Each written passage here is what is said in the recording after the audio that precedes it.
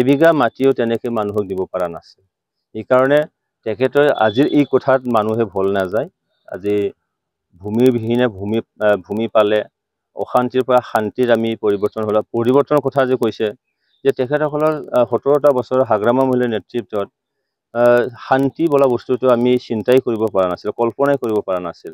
বাদেই দিছিলে শান্তি যে আহিব কেতিয়াবা। কিন্তু আজি প্ৰমোদ বৰা ডাঙৰীয়াৰ চৰকাৰ অহাৰ লগে লগেই শান্তিটো আহি গ'ল, শান্তিৰ বাতাবৰণ আহি গ'ল। তো অশান্তিৰ পৰা শান্তিৰ অহাটোৱে পৰিৱৰ্তন। কিন্তু হাগ্ৰামা মহিলাৰে পুনৰ দাবী কৰি আহিছে যে পুনৰ বিটিচিত চৰকাৰ গঠন কৰিব, ইউপিপিএলৰ বিৰুদ্ধে উঠি পৰিলক্ষিত হৈছে। হাগ্ৰামা মহিলাৰ ডাঙৰীয়া চৰকাৰ কেতিয়া নাহে? প্ৰত্যেকবাৰে প্ৰত্যেক দিনে চৰকাৰ আহি আছে। যোৱা 5টা বছৰত আপোনালোকে মিডিয়াৰ যোগেদি আমি গম পাইছোঁ যে অহাকাইলৈ এসপ্তাহৰ পিছত চৰকাৰে আহিছে, 1.5 মাহৰ পিছত চৰকাৰে আহি আছে, 3 মাহৰ পিছত চৰকাৰে আহি আছে। এই কথাটো কৈ 5 বছৰ এনেই উকলি গ'ল। এইবাৰৰ তেখেতৰ যিখিনি সপোন, এই সপোনটো মুংগেৰী লালৰ যিখিনি সপোনটো আছিলে, এটা কাহিনী আছে, তেনেকেই হ'ব। তেখেতৰ সপোনটো কেতিয়াও বাস্তৱত পৰিণত নহয়। অসমৰ যিহেতু গোটেইকেইটা টপমষ্ট ৰাজনৈতিক দলে ইয়াতে অংশগ্ৰহণ কৰিছে, গতিকে প্ৰত্যেকটা দলৰ নিচিনা আপোনালোকৰ কোনোবা ক্ষেত্ৰত নিশ্চয় প্ৰত্যাহ্বান থাকিব। ৰাজনৈতিক দল হিচাপে ৰেজিষ্টাৰ পলিটিকেল পাৰ্টিয়ে নিৰ্বাচনত অংশগ্ৰহণ কৰাটো সেইটো ধৰ্ম বা বাধ্যবাধকতাও আছে। সেইকাৰণে এই হিচাপে ইয়াত অংশগ্ৰহণ কৰিবলৈ আহিছে। কিন্তু আমি যোৱা 5টা বছৰে একেবাৰে ৰুট লেভেললৈকে আমি কাম কৰিছোঁ। আৰু ইয়াত 26টা জনগোষ্ঠীটো আছে। 26টা জনগোষ্ঠী 35 লক্ষ জনসাধাৰণটো আছে। আৰু সেই 35টা লক্ষ জনসাধাৰণ 26টা জনগোষ্ঠীৰ মাজতেই পৰে, কোনোবা নহয় কোনোবা জনগোষ্ঠী। আমি জনগোষ্ঠীয় যিখিনি তেখেতসকলৰ কলা সংস্কৃতি, তেখেতসকলৰ যিখিনি স্বকীয় পৰিচয়, ভাষাৰ পৰা আৰম্ভ কৰি ধৰ্মীয় যিখিনি অনুষ্ঠান, এই গোটেইবিলাক কাম কাজ আজি ইউপিপিএল চৰকাৰে, প্ৰমোদ বৰাৰ নেতৃত্বাধীন চৰকাৰে এইখিনি আমি কাম কৰিছোঁ। যেনেকৈ আমাৰ নামঘৰত অসমৰ ক্ষেত্ৰত যেনেকৈ অসম দৰ্শন, আজি বিটিআৰ চৰকাৰৰ ফালৰ পৰাও আমি আলাৰী চাৰাং অৰ্থাৎ মানে ধৰ্মীয় অনুষ্ঠানবোৰক আমি 2 লাখ টকাকৈ দিয়া এইখিনি আঁচনি আমি প্ৰস্তুত কৰিছোঁ। য'ত নেকি BPFৰ সময় এটাও তেনেকুৱা আঁচনি নাছিলে। আমি ছাত্ৰ ছাত্ৰীসকলৰ পঢ়া শুনা যাতে সহায় হয়, কাৰোবাৰ এডমিশ্যনৰ, কাৰোবাৰ কিতাপ কিনা, কাৰোবাৰ ড্ৰেছ পাতি কিনা, কাৰোবাৰ চাইকেল কিনাৰ সহায় হয়, তাৰ কাৰণে আমি জ্ঞান চাৰাং বিথাংখী ছাত্ৰ ছাত্ৰীসকলৰ 5,000 টকাকৈ দিয়া। আৰু এটা আছে অনচাই বিথাংখী, এইটো হ'ল আমাৰ মহিলা যিবিলাকৰ শাক চব্জি বিক্ৰী কৰা, সৰু সৰু দোকান দিয়া, চাহ দোকান দিয়া, পিঠা দোকান দিয়া, সেই তেনেকুৱা মহিলাক আৰ্থিকভাৱে যাতে সহায়ক হয়, তাৰ কাৰণে 5,000 টকাকৈ অনুদান দিয়া এটা আঁচনি আমি লৈছোঁ।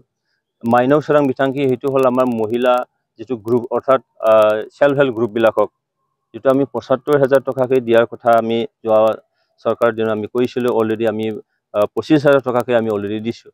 এই গোটেই আঁচনিবোৰে আজি প্ৰত্যেকটো জনগোষ্ঠীৰ প্ৰত্যেকটো পৰিয়ালৰ লগত আজি আমি সংলগ্ন হৈ আছোঁ, যোগাযোগত আমাৰ আছে। এইকাৰণে যিমানেই ইয়াৰ শক্তিশালী কওক বা ৰাষ্ট্ৰীয় দলেই কওক, আজি এই এতিয়া মানে নিৰ্বাচনত 5ম সাধাৰণ যিখিনি নিৰ্বাচন BTCৰ, সেই নিৰ্বাচনত কোনো প্ৰভাৱ পেলাব নোৱাৰে। ইয়াত একমাত্ৰ ইউপিপিএল আছে, ঘৰে ঘৰে ইউপিপিএল, জাতি জনগোষ্ঠীৰ মাজত ইউপিপিএল, প্ৰত্যেকটো ব্যক্তিৰ মনত ইউপিপিএল আছে। সেইকাৰণে আমি একদম নিৰাপদেই আছোঁ।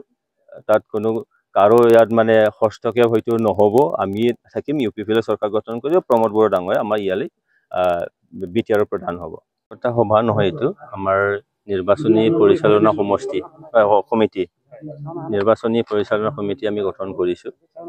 আমাৰ এইবাৰ কেন্দ্ৰীয় নিৰ্বাচনী কমিটি এখন থাকিব। তাৰপিছত আমাৰ সমষ্টি ভিত্তিত আমি নিৰ্বাচনী পৰিচালনা সমিতি গঠন কৰিছোঁ। মাজত আমাৰ জিলা কমিটি তেনেকৈ নাথাকিব। সেইকাৰণে আজি শালবাৰী, এই 21 নং শালবাৰী সমষ্টিৰ নিৰ্বাচনী পৰিচালনা সমিতি আমি গঠন কৰিছোঁ। আৰু এই সমিতিক বিভিন্ন জাতি জনগোষ্ঠী এই সমষ্টি যিবিলাকে আছে প্ৰত্যেককে স্থান দিয়া হৈছে। আৰু এনেকৈ আহি থকা নিৰ্বাচনত যাতে ভাল এটা ফলাফল আমি আনিব পাৰোঁ, তাৰ কাৰণে শক্তিশালী এটা নিৰ্বাচনী পৰিচালনা সমিতি আমি গঠন কৰিছোঁ।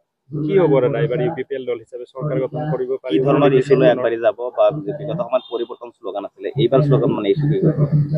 চাওক, আমাৰ এই BTR অঞ্চলৰ যিটো 26টা জনগোষ্ঠী আছে, 26টা জনগোষ্ঠীৰ প্ৰত্যেকৰে যাতে নিজৰ স্বকীয় পৰিচয়টো লৈ যাতে জীয়াই থাকিব পাৰে, তেওঁলোকে যাতে নিৰাপদে জীৱন যাপন কৰিব পাৰে। নিৰাপদ বুলি কোৱাৰ লগে লগে সম্পত্তিৰ নিৰাপত্তা, জীৱনৰ নিৰাপত্তা নিশ্চয়কৈ আমাক লাগিব। আৰু এই অঞ্চলত বসবাস কৰা 26টা জনগোষ্ঠীৰ তেখেতসকলৰ ভাষা, কলা, সংস্কৃতি যাতে সুৰক্ষিত হয়, যাৰ কাৰণে আজি আমি সংগ্ৰহালয়ও আমি বনাবলৈ আগবাঢ়িছোঁ। আমাৰ দলে সিদ্ধান্ত লৈছে, চৰকাৰে নিশ্চয়কৈ এইখিনি বনাব। এইকেইটা ইছ্যুক লৈ আমি আগবাঢ়িব বিচাৰিছোঁ।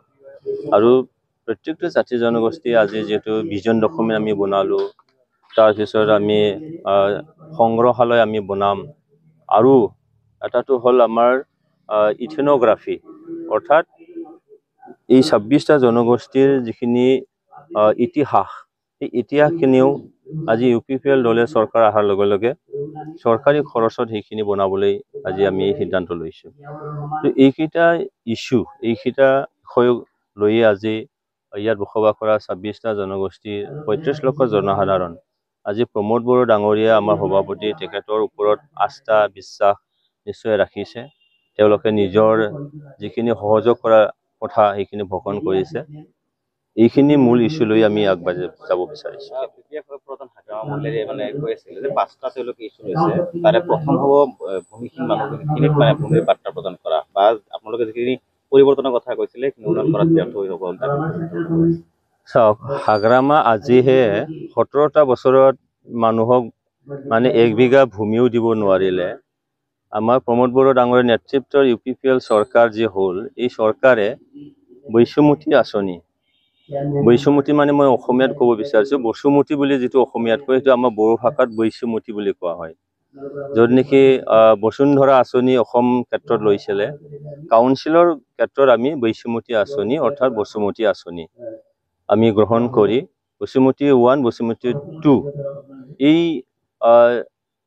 ইয়াৰ দ্বাৰা ইয়াত কমচে কম 3.5 লাখ মানুহৰ ব্যক্তিগত, সামাজিক বা সাংগঠনিকভাৱে যিখিনি ভূমি আছে, এলটমেণ্ট দিয়া, ছেটেলমেণ্ট দিয়া, এইখিনি কাম আমি কৰিছোঁ। তো আজিৰ তাৰিখতে হাগ্ৰামা মহিলাৰ চৰকাৰ আহিলেহে ভূমিহীনবিলাকক মাটি দিব, এইটোতো হাস্যকৰ। কাৰণ 17টা বছৰত তেওঁলোকে 1 বিঘা মাটিও তেনেকৈ মানুহক দিব পৰা নাছিল।